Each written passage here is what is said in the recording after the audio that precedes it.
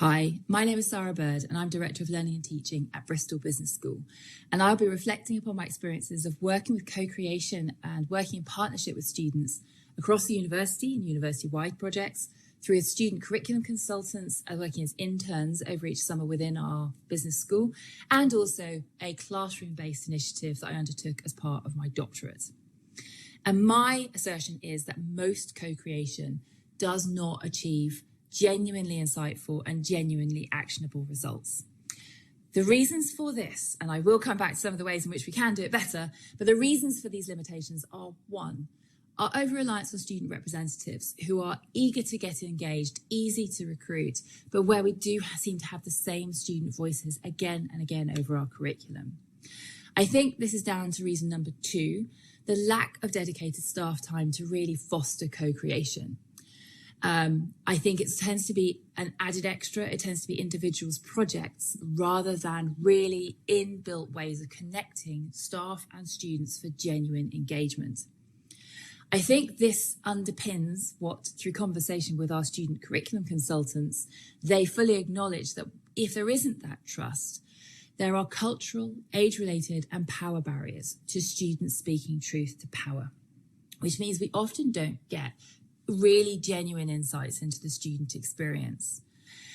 For our student curriculum consultants at the outset of the project, they said, and this changed, but they said that this is because they didn't believe that we as academic staff could possibly be interested in what they were going to say.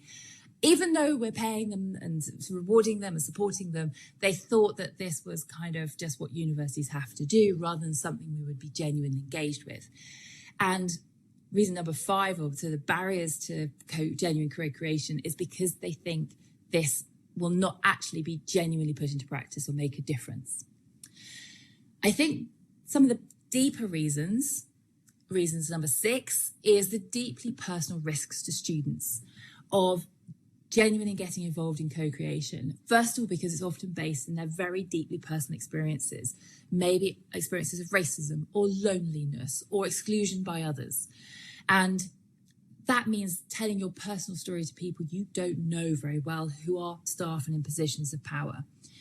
And there's also a worry for some students that if they did tell their genuine stories, maybe about their engagement with learning and teaching or their experiences of assessment, there might be retaliation from staff in the worst instances. And that, I think, is a genuine concern and quite right for some students.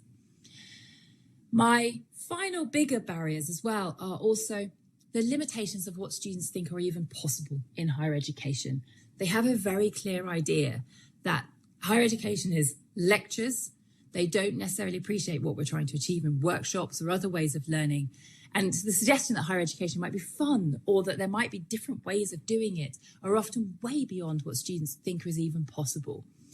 And as one of my students said, they will recommend essays all the way because they also want to keep higher education safe and comfortable. And we know actually some of the best learning happens when we very gently and supportively push students into spaces of uncomfortableness. But most students are not going to say, yes, I think that's a good idea, unless you've got a real deep trust and built their understanding of the wider picture.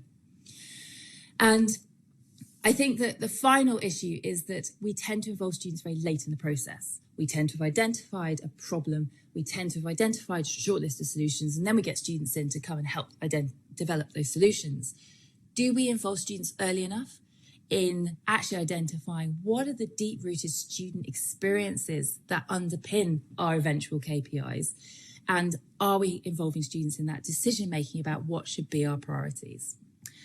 This is my third year of working with student curriculum consultants, and thank you so much to Sara at Hertfordshire Business School, who worked with us at UE in our first year of getting it off the ground and helped us really understand the importance of creating safe spaces, the need for training for these specific tasks. We can't assume students know these things, but also the need for training and support for wider skills for them to capture their thinking, do background research, express their thinking, really great employability skills.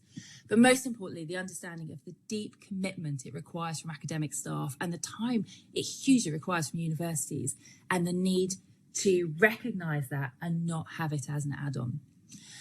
I think it's my final point here is that I think it can work. I just think in the majority of cases, we cannot invest enough time or effort to make it work. Therefore, my challenge to you is, where would you invest that time? Which projects would you focus on? How would you create your genuine commitment to students and connection with students to enable them to understand the issue, understand the opportunities, and be able to express their genuine opinions about that and see it put into practice?